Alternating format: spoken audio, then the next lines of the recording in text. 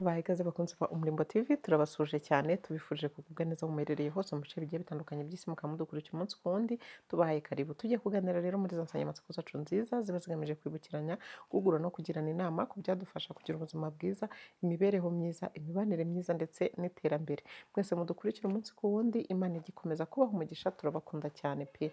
Hanyuma uyu munsi nabwo tubafitiye rero ikiganiro cyiza, aho tugiye kuganira ku bijyanye nyine n'imibanire y'abashakanye. Aha rero tukaba tugiye kurebera hamwe ubwoko bw'abagabo baca inyuma y'abo bashakanye ugereranyije n'abandi.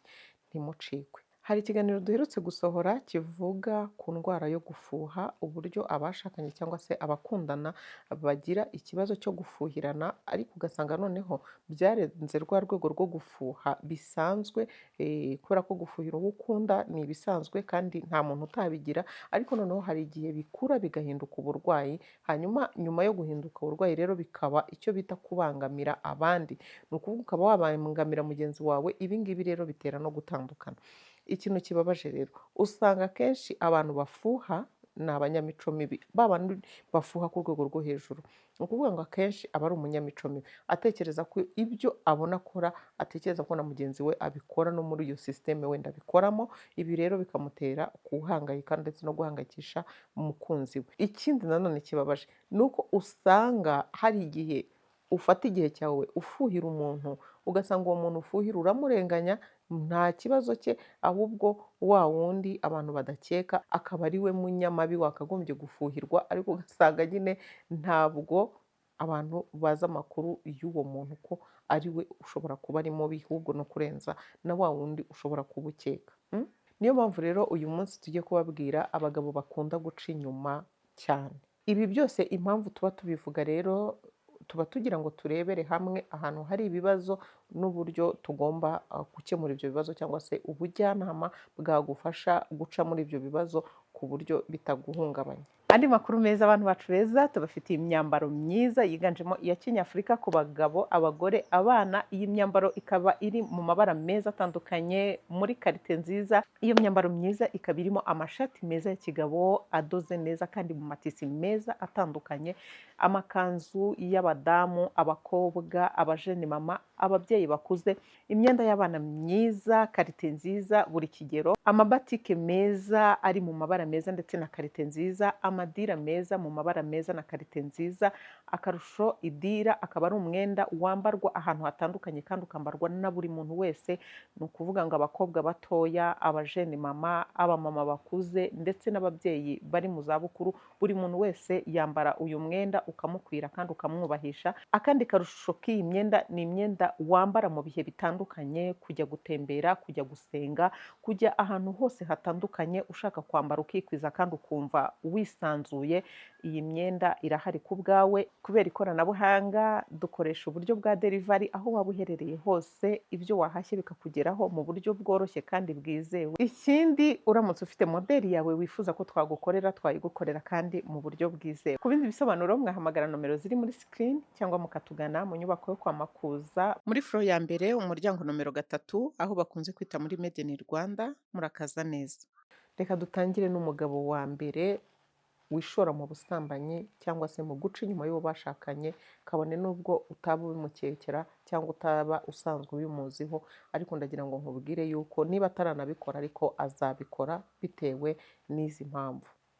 Mu busanzwe uyu mugabo ni umuntu mwiza, ni imfura rwose, ni inyangamugayo, asanzwe nyine utamubariza muri abo bantu bitwa abahehesi, cyangwa se ba bantu bazwi yuko byoroshye kuba baca inyuma y'abo bashakanye. Ariko ugasanga inshuti ze, abo bahorana mu buzima bwa buri munsi, ni aba bantu bakora bino bintu. Nibo bahorana, nizo nshuti ze.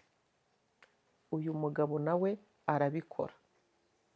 Wabyemera utabyemera, 90% hari amahirwe y'uko uyu mugabo nawe akora bino bintu.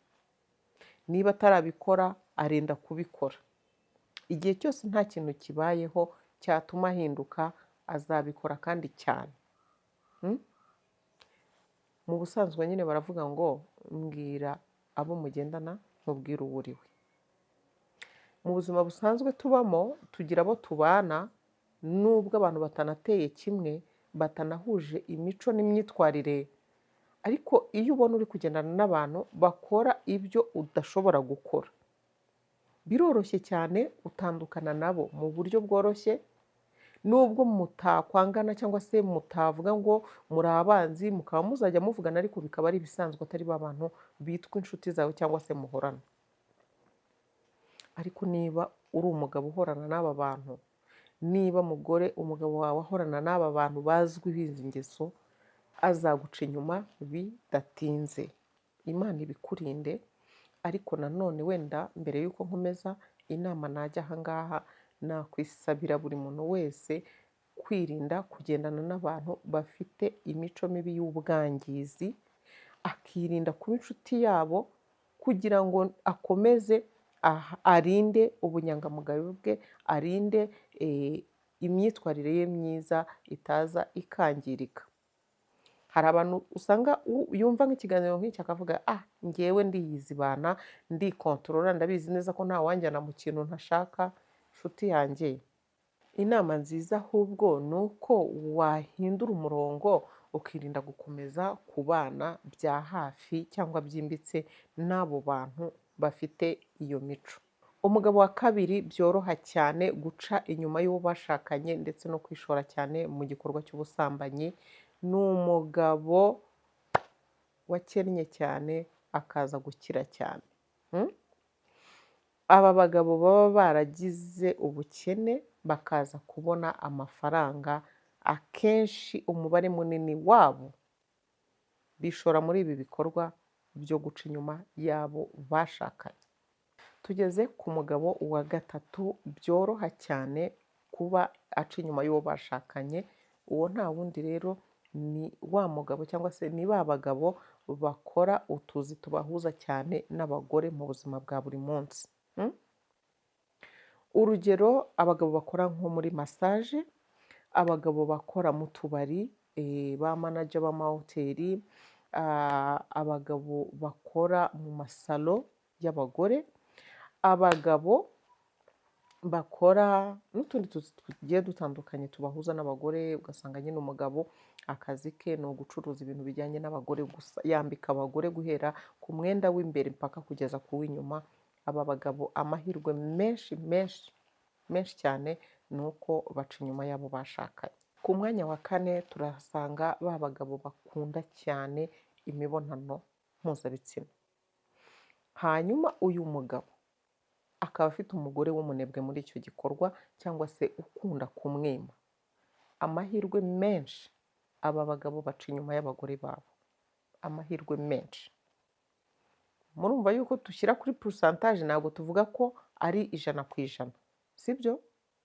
Turagendera nyine ku rugero runaka, ariko rukaba ari urugero runini, nshuti zanjye.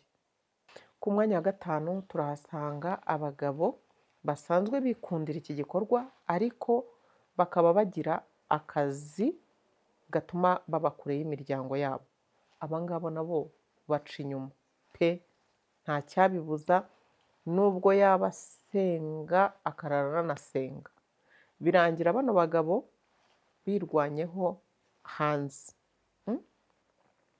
Gusa ntabwo ari bose, hari abandi bantu baba bafite ubunyangamugayo bubarusha imbaraga, ubunyangamugayo bubarusha imbaraga. Ariko nanone aba bandi turi kuvuga aha ngaha, ndagira ngo nkubwire ngo nimba ufite aba bagabo bameze gutya, ntukuke umutima, kubera yuko akenshi hari n'igihe uba waragiye kumushaka ubizi neza yuko ako kazi ariko akora, kandi n'amakuru menshi unanayafite ko ibi bintu bishoboka. Ariko ndongera nkubwire yuko birashoboka kandi cyane. Hanyuma icyo ugomba gukora rero ni ukumenya uburyo ubana n'uyu muntu, kuko hari igihe akenshi tugenda tukirara. Hari abantu benshi cyane, abagore bagiye bagira ibikomere cyane byo kuba baragiye banduzwa indwara zidakira n'abo bashakanye, abagabo babo, abakunzi babo, ugasanga nyine babasigiye umuzigo ukomeye cyane. Uzi umuntu ukwangiriza ubuzima, biba ari ikibazo gikomeye cyane. So kumenya uko witwara rero ni ukumenya uburyo ugomba kumuba hafi, mukajya muganira kandi ukamuha inama, ukamuganiriza nyine ukamuba hafi cyane, ibishoboka kuba byahinduka bigahinduka, hanyuma ibidashoboka kuba byahinduka nanone ukamuhora umugira inama mu buryo bwiza butarimo nyine kumutoteza, kuko umugabo ntatotezwa. Iyo utoteje umugabo ituze abuze iwawe ajya kurishakira ahandi. Icyo nacyo kiri mu mpamvu zituma umugabo ashobora guca inyuma rwose mu buryo bworoshye, nubwo kuri iyi lisite yacu tutagishyizeho, ariko ndagira ngo nkubwire yuko umugabo ashobora no kurindwa n'imyitwarire yawe myiza, n'imico yawe myiza, n'uburyo umubanira neza, bikaba byatuma arwana n'umubiri ntabashe kuguca inyuma. Hanyuma umugabo wa gatandatu byoroha cyane kuba yaguca inyuma ni ba bagabo b'abanebwe usanga ibitekerezo byabo bishingiye ku byifuzo byo gufashwa. Hanze aha aba bagabo barahari noneho muri iyi viziyo cyangwa se muri iki kinyejana nimba ariko navuga, hari abagabo bari aho ngaho biteretse bagomba kwigira beza imbere y'abagore kugira ngo babahereze ubufasha bw'amafaranga. Aba bagabo rero bameze gutya nyine bafate nk'aho nabo ubwabo bigurisha. Mu kwigurisha rero urumva ni uguca inyuma kugira ngo babashe kugira gute, babashe kubona bwa bufasha bifuza. Barahari, hari abahari b'abasore, hari abahari b'abagabo, rwose ugasanga umusore ashobora kugukunda pe, agukunda pe, anavuga ati uyu muntu niwe mugore wanjye w'ejo hazaza, niwe muntu nkunda ku buryo tugomba kubana nk'umugore n'umugabo, ariko ubuzima bwe abushingiye ku kuba abasha gukura amafunguro ku bandi bagore. Iki ngiki rero ni ikibazo gikomeye gituma umugabo wawe nyine aguca inyuma muri ubwo buryo pe, aguca inyuma. Niba utazi akazi umugabo wawe akora, uyu munsi ukajya kubona ukabona azanye ibihumbi 100, ejo ukabona azanye ibihumbi 50, ejo ukabona yagiye, cyane cyane aba bagabo b'abasirimura, tubite basirimutse ubwora, abangaba ubona nyine babita abakira, b'abasitari, b'abawatsa, baba biyatsa, birirwa muri za jimu. Abangaba usanga bari gucunganwa n'ifesi ye nyine, ubwiza, aconga imicongo, yambara ubuntu nyine, yaganguza n'ibiki. Akenshi hari igihe utekereza ko hari akazi afite, rimwe na rimwe akaba yakubeshya ati nkora nko muri hari utuzi bakunda kwigereranyaho, gukora nko muri hoteli, gukora nko muri coffee shop, ugasanga nyine utuntu tw'utuzi turi aho ngaho turi maridadi, nitwo ashobora kuba akubwira akora, ariko rimwe na rimwe ugasanga nta n'akazi akora. Ashobora no kukubwira ati ngewe wenda hari umubosi w'inshuti yanjye wampaye akazi kuri hoteli ye yo kuzajya njye. Nyine mujye mwitonda, kuko hari igihe bene nk'uyu mugabo we noneho atuma ubuzima bukubihira birenze uko bitekereza, atuma nyine ubuzima bwawe bubamo imibabaro. Iyo ugize amahirwe make rero yo kuba ufite umugabo umeze nka gutya, ushobora kuba uri umugore wifite, ufite ibitekerezo, ufite akazi keza, ufite ubushobozi bwo kuba wahanga imirimo ifatika. Icyo gihe iyo bimeze gutya rero ushobora gufasha umukunzi wawe kumuhindurira akazi ukoresheje yaba ubushobozi bwawe bufatika, yaba n'ubujyanama bwawe bushobora gutuma ahindura imyitwarire cyangwa se aho yakoreraga cyangwa ibyo yabagamo, mukaba mwapanga uburyo mugomba gukora ibindi bintu bibateza imbere, ndetse bigafasha n'urugo rwanyu gukomera hatarimo ibyo bibazo nyine birimo kuba umuntu ashobora kuba akora ibintu bidahesha Imana icyubahiro, ndetse nawe ubwawe bitakubaka, ahubwo usanga bigusenya umunsi ku wundi, bishobora no kwangiza umuryango wanyu.